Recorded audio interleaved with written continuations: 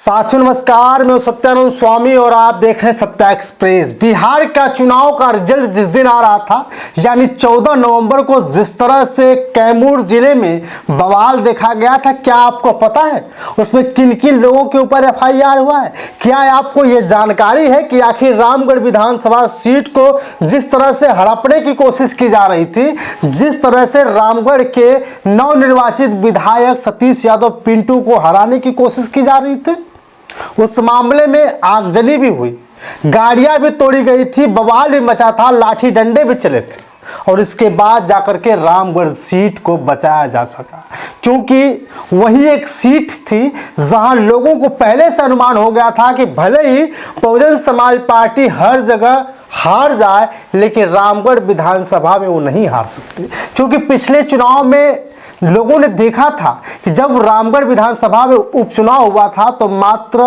लगभग 200 के करीब वोटों से रामगढ़ के नवनिर्वाचित विधायक सतीश यादव पिंटू जी की हार हुई थी, क्योंकि ईवीएम से तो वो जीत चुके थे लेकिन सरकार के लोगों को कैसे माना, इसीलिए तो बैलेट पेपर भी रखा हुआ था। ईवीएम में भले ही सतीश यादव पिंटू जीत गए मगर बैलेट पेपर में हार गए थे और यहाँ ठीक वही चाल चलने की कोशिश की जा रही थी और सब कुछ खेल बदलते बदलते जाकर के बैलेट पेपर के गिनती में 30 वोटों से सतीश यादव पिंटू जी बसपा के एकमात्र विधायक बन जाते हैं। लेकिन उसके बाद ये चर्चा होने लगी कि रामगढ़ के विधायक सतीश यादव पिंटू जी तो जीत गए लेकिन जो उन लोगों के ऊपर, जो कार्यकर्ताओं के ऊपर, जो बहुजन समाज पार्टी के लोग थे उनके ऊपर जो कार्रवाई हो रही है, जो एफआईआर हो रहा है, जो धरपकड़ हो रही है, उसका क्या होगा? साथियों, आप लोगों ने देखा होगा कि दिल्ली में एक बहुत बड़ी बैठक बुलाई गई थी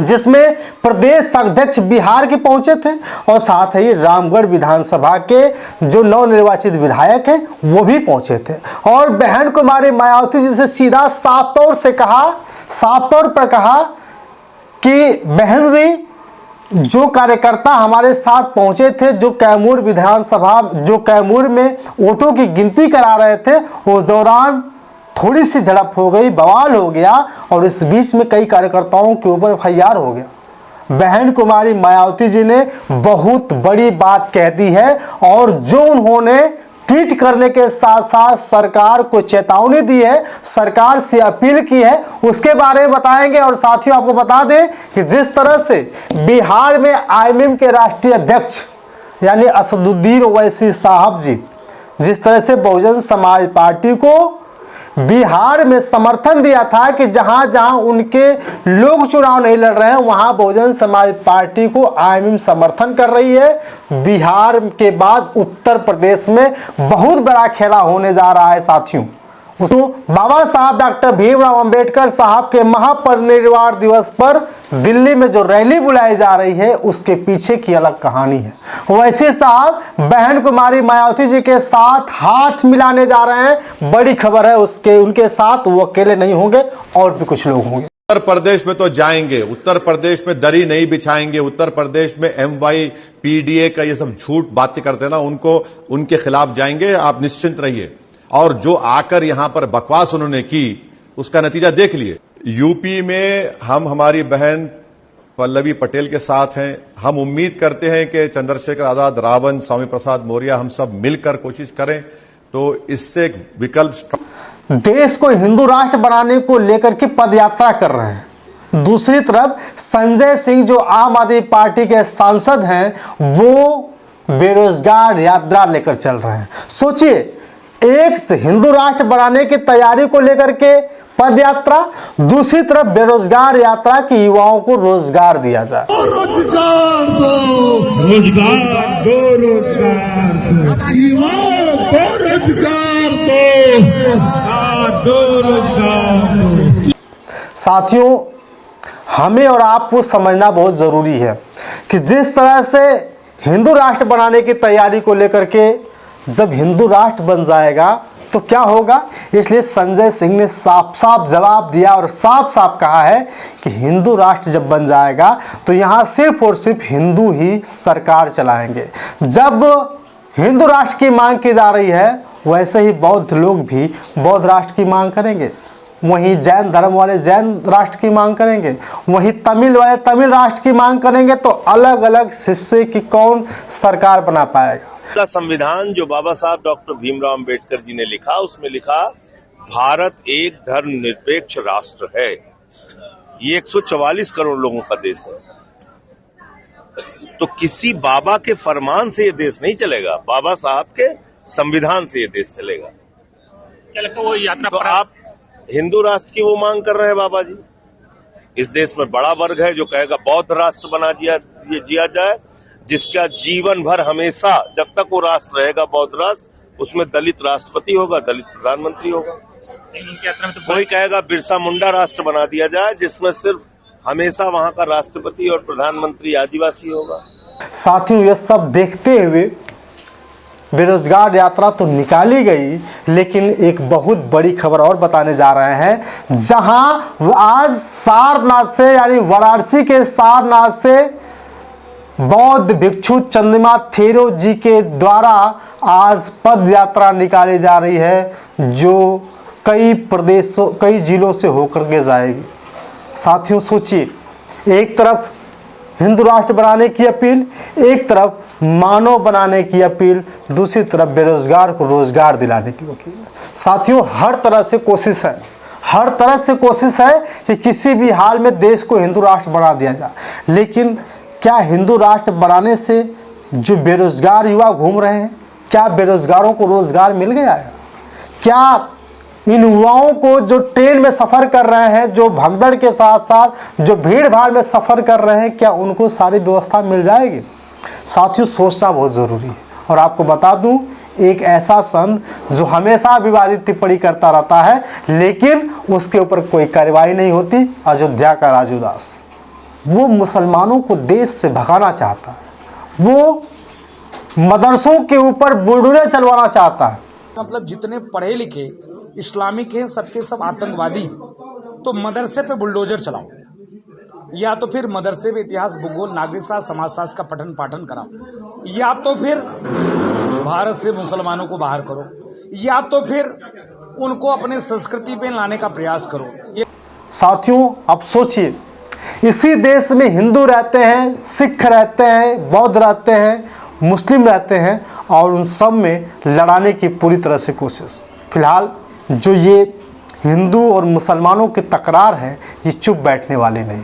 ये आए दिन लगातार हिंदू समाज के लोग, हिंदू धर्म के लोग, सनातन धर्म को मानने वाले लोग कहीं न कहीं मुस्लिम धर्म का विरोध करते हैं, मुसलमानों का विरोध करते हैं और मुसलमानों को देश से भगाने का प्रयास करते हैं। और आपको पता ही होगा कि अखिलेश यादव जो समाजवादी पार्टी के राष्ट्रीय अध्यक्ष हैं, जब उनके पिता स्वर्गीय मुलायम सिंह यादव के ऊपर कोई टिप्पणी करता है तो पूरी समाजवादी पार्टी की फौज सड़क पर उतर जाती है। वहीं जो समाजवादी पार्टी के जो कार्यकर्ता हैं, आजम खान साहब, समाजवादी पार्टी के जो नेता हैं, जब वो जेल जाते हैं तो समाजवादी पार्टी के लोग कुछ नहीं करते हैं। इस बात को लेकर के ओवैसी साहब ने बहुत ही दुख दर्शाया है।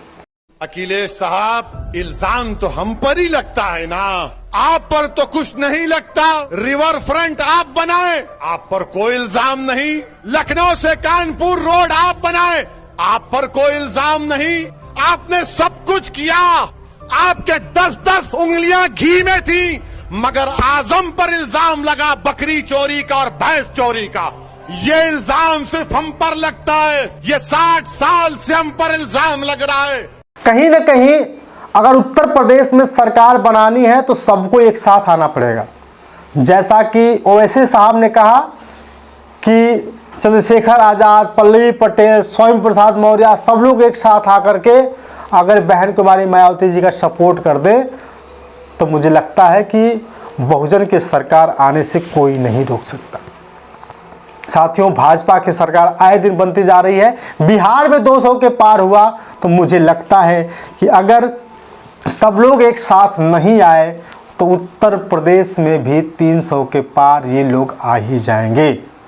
लेकिन लोग समझ नहीं पाते, लोग जान नहीं पाते। अगर सब लोग एक साथ मिलकर चुनाव लड़े तो कहीं न कहीं ये भाजपा जीरो हो सकती है। साथियों, यह साफ देखते हुए जब बहन कुमारी मायावती जी ने 6 दिसंबर को रैली को लेकर के 27 में चुनाव को लेकर के जब दिल्ली में एक मीटिंग की, तो मैंने बताया कि प्रदेश अध्यक्ष के साथ, बिहार के प्रदेश अध्यक्ष के साथ साथ नवनिर्वाचित विधायक रामगढ़ के सतीश यादव पिंटू भी जब बहन कुमारी मायावती जी से मिलने पहुंचे तो सारी बात रखी। तो बहन कुमारी मायावती जी ने कहा, ने साफ साफ कहा है कि जो बिहार चुनाव के मतगणना स्थल कैमूर जिले में जो बवाल मचा था, जो भगदड़ मची थी, जो लाठीचार्ज हुआ था, उसमें लगभग 250 कार्यकर्ताओं एवं 1000 से कहीं ज़्यादा अज्ञात लोगों के ऊपर FIR दर्ज हुआ है।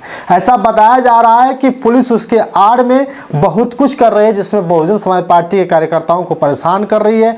जब यह घटना की निष्पक्ष जाँच होगी उसके बाद कोई कार्रवाई हो पाएगी। बसपा की मांग है कि इस मामले को सही और निष्पक्ष रूप से जब तक जांच पूरी न हो जाए तब तक किसी की गिरफ्तारी नहीं होनी चाहिए। साथियों, समझिए कि अभी बिहार में अभी सरकार बनी है, 10वीं बार नीतीश बाबू फिर से मुख्यमंत्री बन गए बिहार के। और आपको बता दूं कि जैसे जैसे लोग कमज़ोर होते जा रहे हैं, जैसे जैसे लोग कमज़ोर हैं, जिस तरह से कमज़ोर थे आज भी उनको कमज़ोर किया जा रहा है। आज भी उनके ऊपर FIR है, अज्ञात लोगों को गिरफ्तार किया जा रहा है। तो बहन कुमारी मायावती जी ने कहा कि सरकार बनाने से नहीं बल्कि जो गलत किया है उनके ऊपर कार्रवाई होनी चाहिए, लेकिन सबसे पहले उसकी जांच होनी चाहिए। साथियों, बहन कुमारी मायावती जी हमेशा से सोचती रही हैं कि कहीं बहुजनों का नुकसान न हो। एक तरफ हिंदू राष्ट्र बनाने की बात की जा रही है, एक तरफ बौद्ध राष्ट्र बनाने की बात की जा रही है, एक तरफ बेरोजगार यात्रा चलाई जा रही है। क्या कुछ समझ में आएगा? बहन कुमारी मायावती जी 6 दिसंबर को बहुत बड़ी रैली करने जा रही हैं, तो आपसे निवेदन है कि वहाँ जरूर पहुँचिएगा। बाकी आपका शुक्रिया।